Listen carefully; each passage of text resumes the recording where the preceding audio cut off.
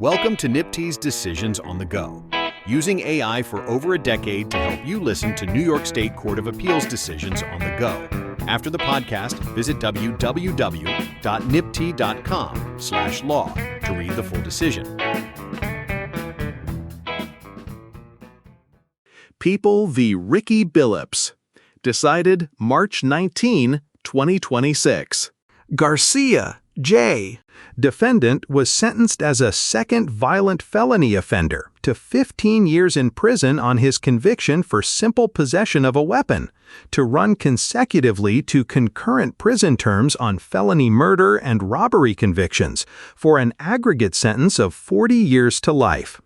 He contends that because the people failed to establish that he formed the intent to rob the victim after his acquisition of the weapon, consecutive sentences were not authorized under Penal Law 70.25. We hold that consecutive sentences were lawfully imposed and therefore affirm. Defendant, his co-defendant Sharif Moses, and several co-conspirators arranged to rob a local drug dealer, after which defendant obtained a gun from an acquaintance. On the day of the incident, defendant walked approximately 15 blocks with the weapon to the apartment of a co-conspirator, where he placed it under a bed in a room as the group continued to plan the robbery. Later that evening, when defendant and Moses arrived at the intended victim's building where a pretextual drug sale had been arranged, the intended victim became suspicious and called his brother. The robbery did not go as planned, and instead, the intended victim's brother was robbed, shot, and killed. Following the shooting, defendant, Moses, and another co-conspirator met at a prearranged spot where Moses displayed the victim's phone and wallet, and defendant stated that he shot the victim 3 to 5 times when the victim tried to grab the gun. Defendant and Moses were convicted after trial of felony murder, Penal Law 125.25(3), first and second degree robbery, Penal Law 160.15(2), 160.10(1), and simple weapon possession, Penal Law 265.03. At sentencing, the people requested that each defendant's sentence for their simple possession charges run consecutively to their remaining charges, for an aggregate sentence of 40 years to life. The trial judge agreed and sentenced both defendants accordingly. On appeal, the appellate division affirmed, holding that the consecutive sentences were lawful and declining defendant's request to run those sentences concurrently in the interest of justice. A judge of this court granted leave to appeal. Penal Law 70.25(2) governs consecutive sentencing, providing that when more than one sentence of imprisonment is imposed on a person for 2 or more offenses committed through a single act or omission, or through an act or omission which in itself constituted one of the offenses and also was a material element of the other, the sentences must run concurrently. Otherwise, the decision to impose consecutive sentences is a matter of discretion. The statute provides that, when multiple sentences of imprisonment are imposed on a person at the same time, the sentence or sentences imposed by the court shall run either concurrently or consecutively, in such manner as the court directs at the time of sentence.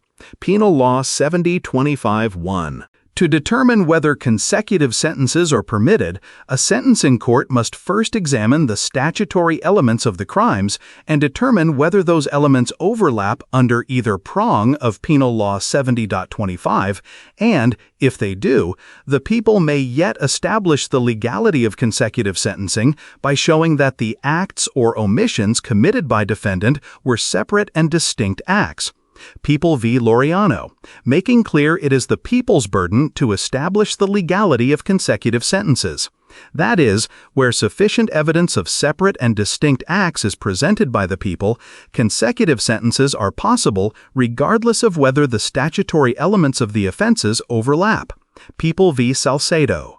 As the people concede, the convictions at issue here have overlapping material elements.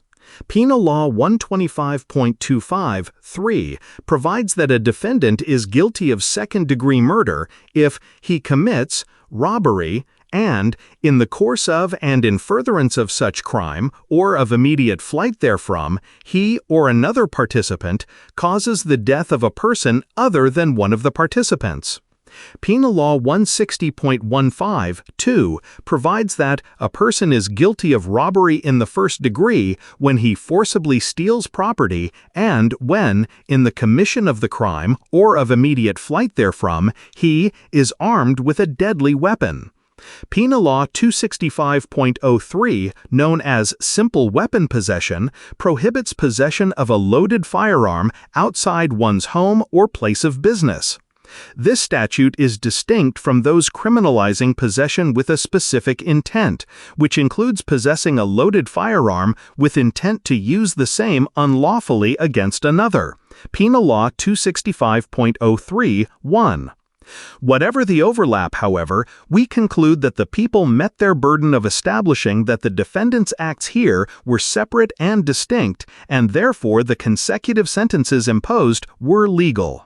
Evaluating whether a defendant's acts were separate and distinct in the context of weapon possession offenses requires a different analytical approach due to the heightened level of integration between the possession and the ensuing substantive crime for which the weapon was used, People v. Wright. That approach, in turn, has two distinct applications, depending on whether the weapons possession charge at issue contains an intent element. For consecutive sentencing in the context of a charge of possession with unlawful intent, this court has emphasized the need to consider when one act of possession ends and another begins, and has explained that a sentencing judge must look to the point at which the relevant intent changes. In Wright, defendant was convicted of possessing a loaded firearm with the intent to use the same unlawfully against another. Penal Law 265.03(1)(b), and murder, Penal Law 125.27(1)(a)(v), where the evidence showed that defendant pulled out a gun and shot two victims.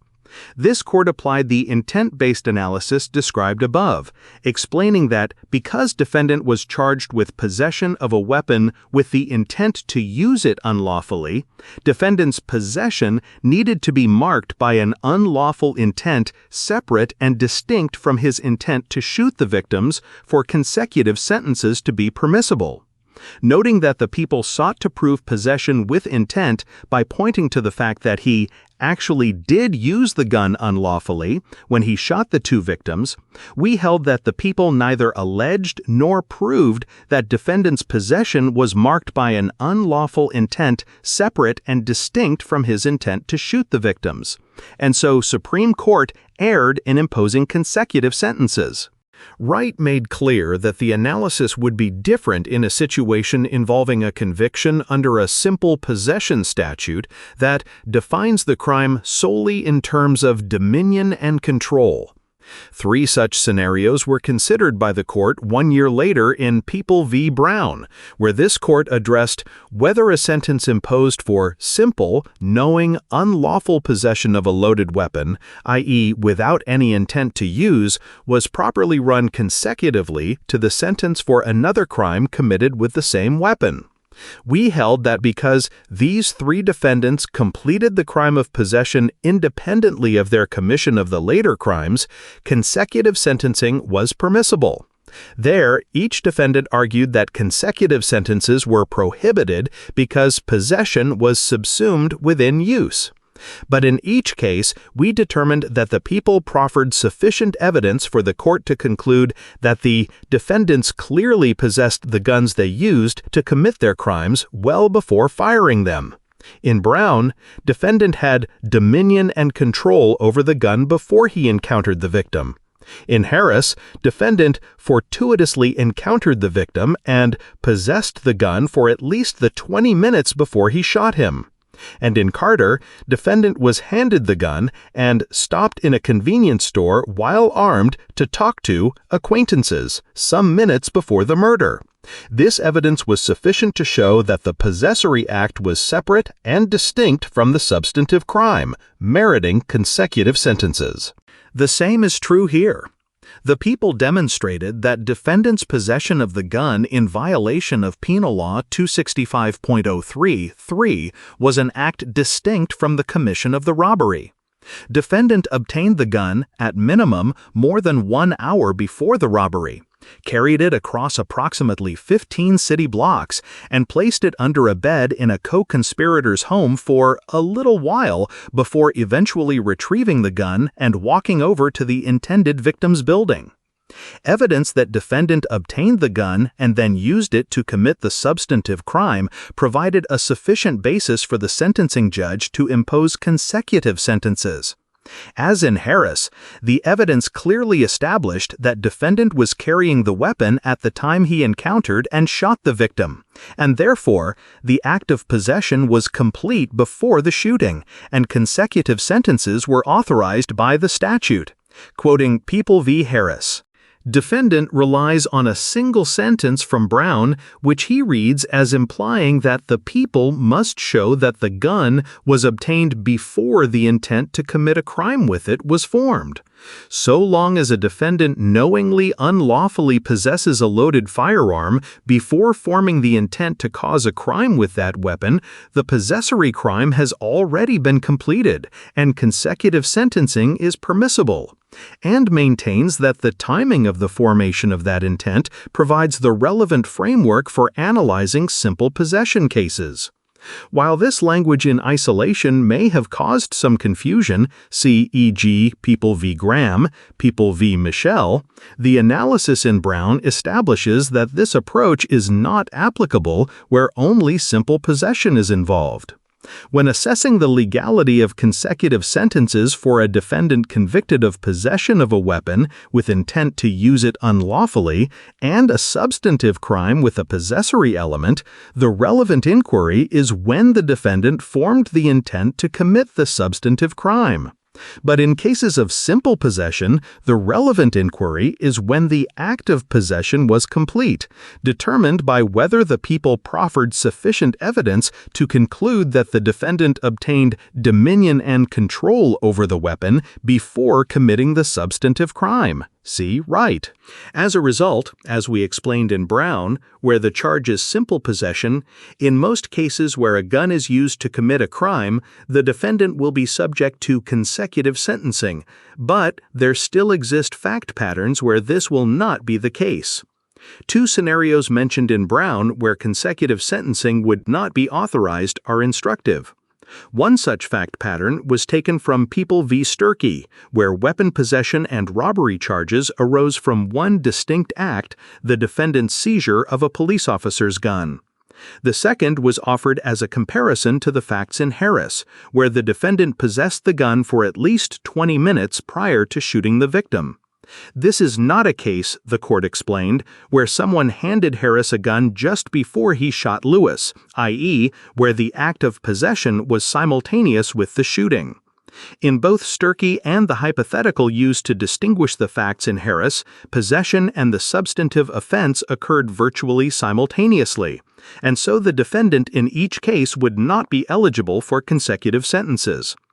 Clearly, the legislature intended, when it created the simple weapon possession crime, to toughen punishment for gun crimes.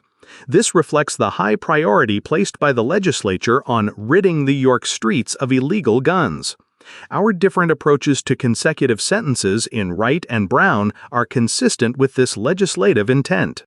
We note that even where permissible, the imposition of consecutive sentences is discretionary. See People v. Truesdell. And where a sentencing judge has exercised that discretion and run a simple weapon possession charge consecutively with other crimes, it remains within the appellate division's interest of justice to reduce that sentence based on the individual circumstances of each defendant, as it did with co-defendant here. See People v. Moses, affirming the legality of consecutive sentences, but modifying co-defendant sentences to run concurrently in the interest of justice. Finally, we reject defendant's challenge to the trial court's Sandoval ruling. Initially, defendant's argument with respect to the subject of his youthful offender adjudication is unpreserved. As for his remaining challenges, the trial court Sandoval ruling is largely, if not completely, a discretionary determination for the trial courts and fact-reviewing intermediate appellate courts, and, generally, no further review by this court is warranted. People v. Williams. Defendant simply disagrees with the outcome, and such a disagreement does not furnish a cognizable ground for intervention by this court. People v. Walker. Accordingly, the order of the Appellate Division should be affirmed. Order affirmed. Opinion by Judge Garcia. Chief Judge Wilson and Judges Rivera, Singas, Canataro, Troutman, and Halligan concur. Decided March 19, 2026.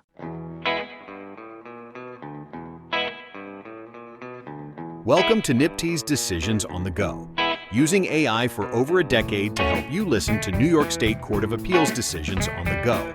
After the podcast, visit www.nypti.com/law to read the full decision.